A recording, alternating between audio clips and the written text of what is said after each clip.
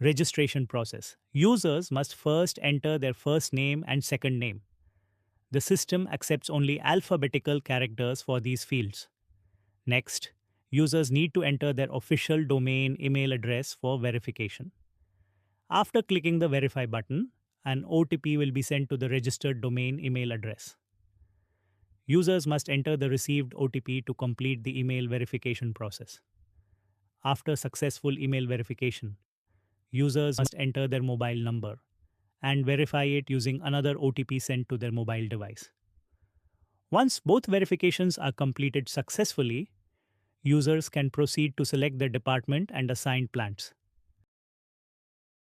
Finally, users need to submit the registration request. After submission, the request will be forwarded to the respective higher authorities or admin team for approval. Users must wait for approval before they can access the system. After admin approval, the user will receive a secure email link to set a password and activate the account. Set a secure password by satisfying all validation requirements and access SafeHydra using your credentials.